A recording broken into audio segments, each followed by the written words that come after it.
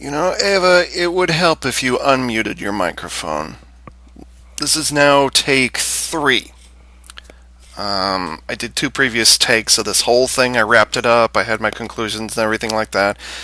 And I forgot to unmute my microphone. I was holding down the button to record, but yeah. So if this sounds rehearsed, it's because, well, I've had a bit of practice. A-Rank Psycho Gundam used to be a go-to when it came to missions and PvP. Why? One simple reason. It was arguably the tankiest unit in the entire game, bar none. I think Big Zam might have been kind of close, and there were a couple of other early-ons. I think not necessarily the Zeong, but which I've never had one of those. But there were some respectably tanky stuff in here. But Psycho Gundam A-Rank Psycho was the go-to.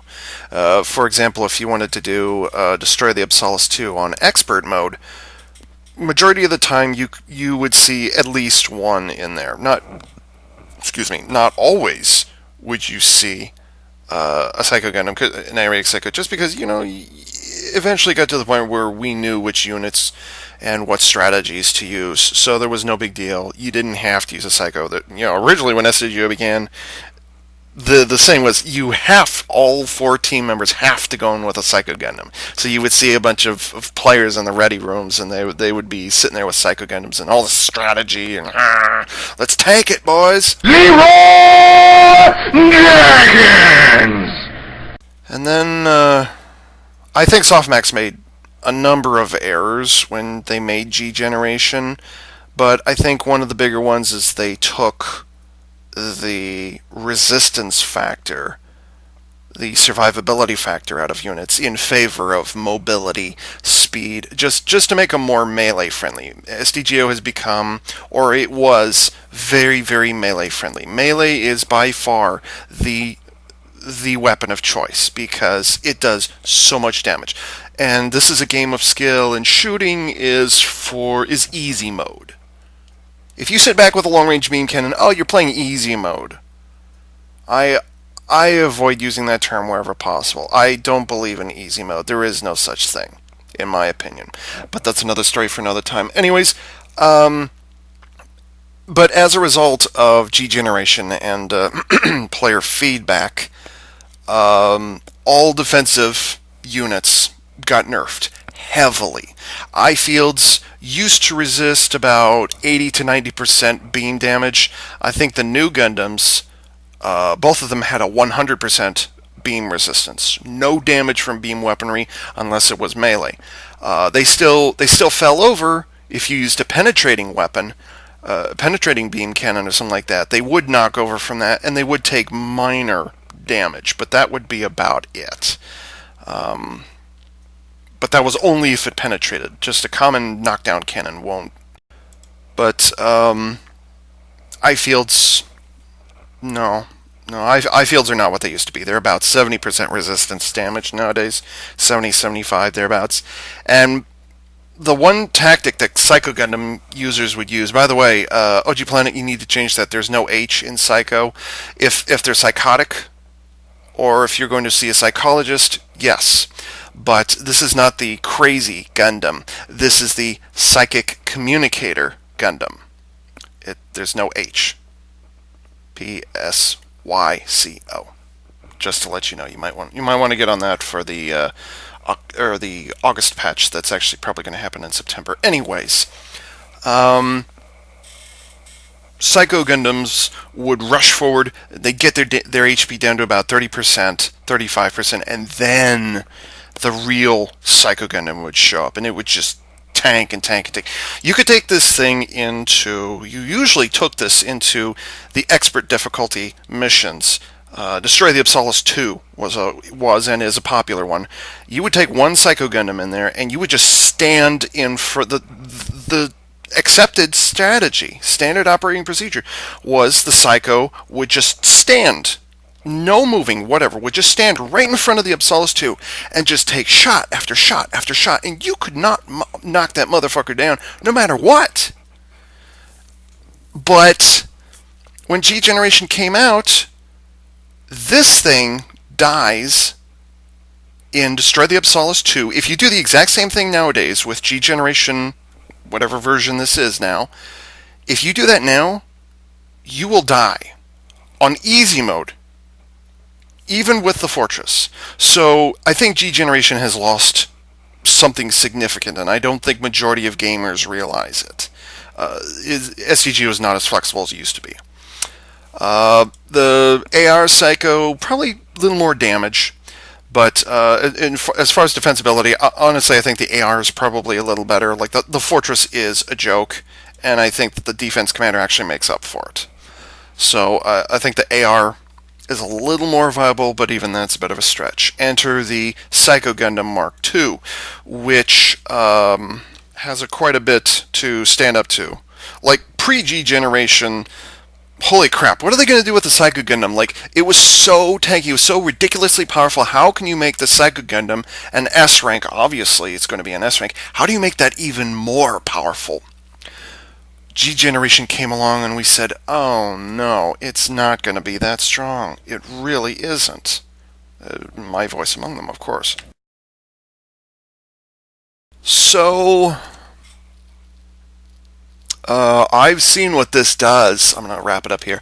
I've seen what this thing does, and it is tanky.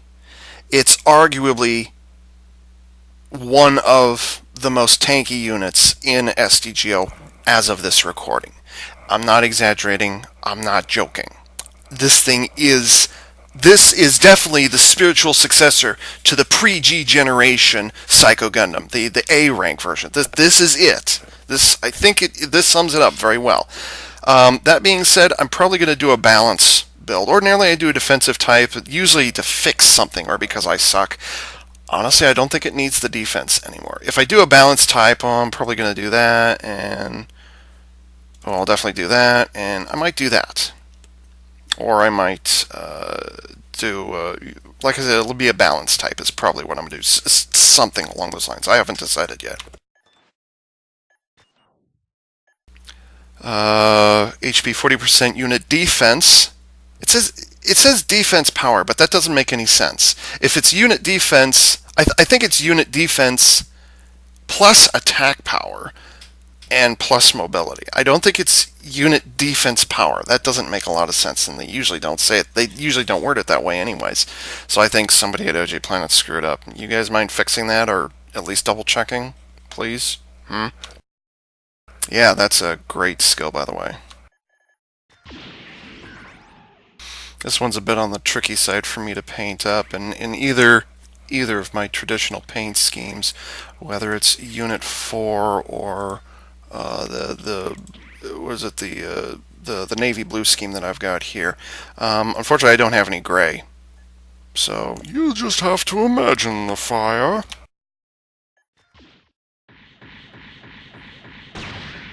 Long-range scattering gun, very nice. With a stun, by the way.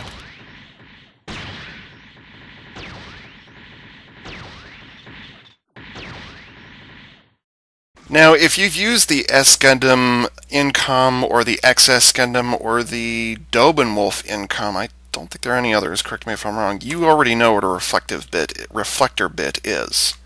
It doesn't do any damage by itself, but what it does is it guarantees that if you target that thing, even if you're hitting it from the front, you will get critical hits.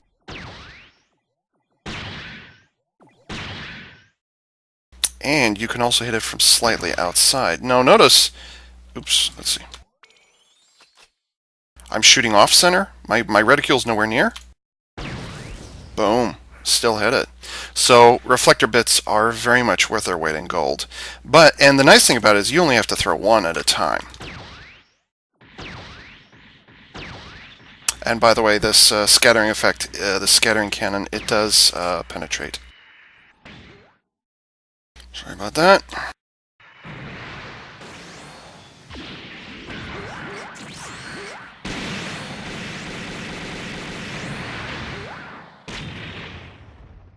For as little shooting as it actually does, god damn, that's a lot of damage.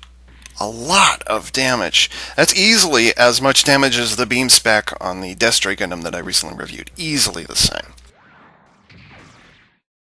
Notice that when I deploy the beam sabers, the wrists just fold down, and that's because it's not shown here. Oh god, it just occurred to me, I wonder if they're going to do an SS version of this, or maybe an SR. Oh god, that would be awesome.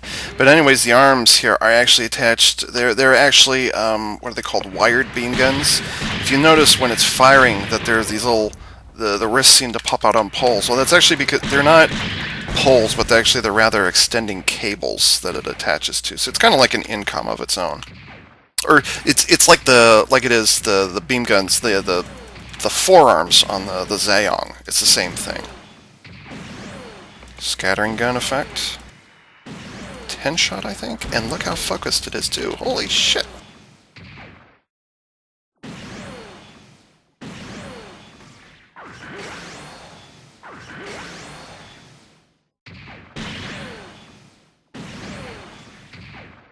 I said this in the earlier whatchamacallit, that the reload rates on all of these are very appropriate. I actually like the reload rates. Considering what all the weapons on here do, the reload rates are actually quite reasonable.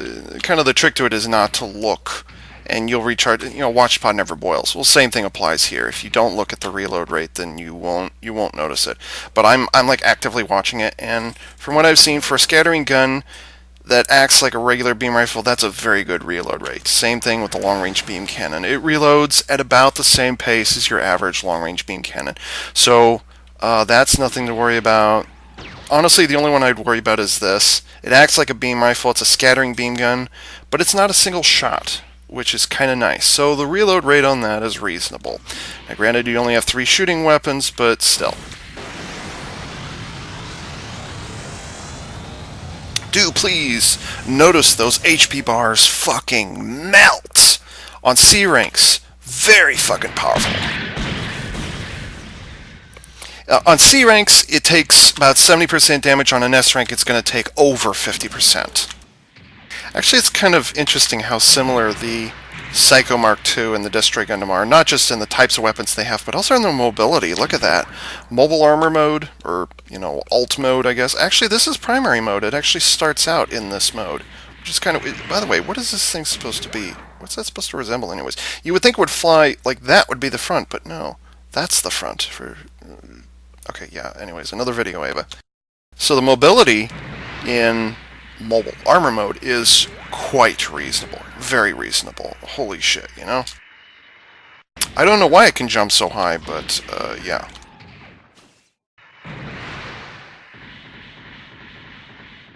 Mobile suit mode, not quite so much. Or alt mode, maybe not. But it's got good speed. Or no, I'm sorry, it's got good duration. Speed might need a little bit of work. Oops, right. This, the Psycho Mk-II was only released, I want to say, about 4 or 5 months ago in Korea. So we're actually getting it, way earlier than the anticipated 2-year, whatchamacallit. So, in terms of paper, rock, scissors, old school terminology, this would have been a paper. Now, of course, now it's just classified as a long-range unit, something like that. But to be fair, it actually does have some long-range weapons on it. So, it actually deserves the long-range moniker there. Oh, that's weird. That's weird. Oh, I wonder.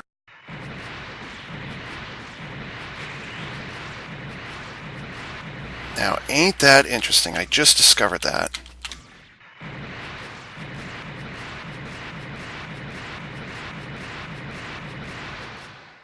Okay, for all of you MCA and ZBS players, that's an interesting little tactic to know about in mobile armor mode. That's very interesting. Oops. Oh, fail. Pay attention, Ava. So it's actually impractical in mobile suit mode, but it works in mobile armor. I didn't know that just now.